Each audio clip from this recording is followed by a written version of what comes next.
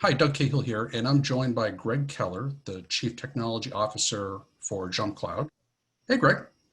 Doug, it's good to see your face again, although we're not in person, but this is the best that we got. Hey, we have what is an awfully expansive topic, which is to discuss how the impact of cloud adoption has impacted identity and access management priorities. But first, let's just start by hearing a quick thumbnail on JumpCloud. Thanks for the opportunity, and it's good to talk with you again. JumpCloud is a directory as a service. So what's that? If you put your mind on the target of something like an Active Directory or an LDAP, which are the traditional on-premise sources of identity and authentication services for companies, we saw a different vision of that, which was to put this all up in the cloud, enable an employee to access any resource, not just a vendor-specific resource, and do this from any location, from any device on planet Earth. So the headline here is, of course, how the broad adoption of cloud services has impacted identity and access management programs. And an obvious place to start, given the pandemic and the surge in remote work, is how that surge in remote work has impacted identity and access management and accelerated the further adoption of cloud services. Greg, I'm wondering what you're hearing from JumpCloud customers. Really, how has remote work impacted how they think about identities? We're seeing a lot of suffering in many ways, but purely speaking from an IT and security architecture perspective, the companies that are sort of flooding in are those that didn't have a game plan, meaning they were sort of beholden to these traditional perimeter-based security architectures where Ethernet and firewalls and everything could protect what went on vis-a-vis computing inside of those brick and mortar networks. What we're seeing really from the field are those that are desperate in order to have an employee that certainly is on a network that isn't necessarily trusted by the IT team that set it up, meaning within their brick and mortar confines. So they're battling, with how do we make sure that the data is being transferred back and forth from an endpoint. And then finally, the devices themselves, right? So many were not prepared. The machines themselves were not prepared. Many were purchased, handed to the employee, and they say, great, set up your account, you're good to go. Everything is sort of, in the cloud. But IT and security experts have no idea if those machines can be trusted from those locations. We conducted some research at the end of last year with some simple questions on how the impact of cloud adoption has sort of necessitated changes in identity programs.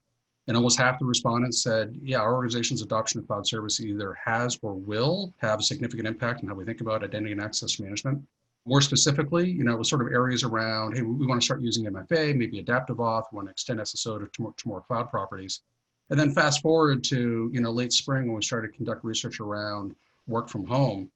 And in addition to finding things like, most organizations are experiencing an increase in cyber attacks, increase in phishing around using COVID-19 as a lure, we're finding priorities to really secure remote users include things like, updating access policies, but also to your point, securing new mobile devices. Because, increasingly more of us now are using devices that we weren't using before to access corporate resources. And so devices are now part of how you establish trust and dare I say, zero trust. So just to wrap up this first video, give us a quick perspective on how you think about the role of device in a zero trust context.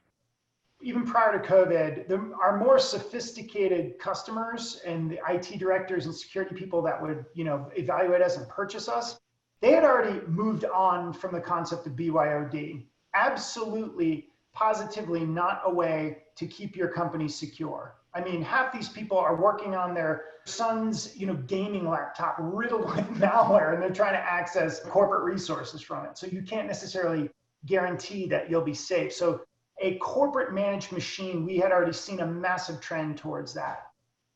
We're now living the reality of a domainless enterprise. I mean, the domain is elastic. It is exactly where you and your device are.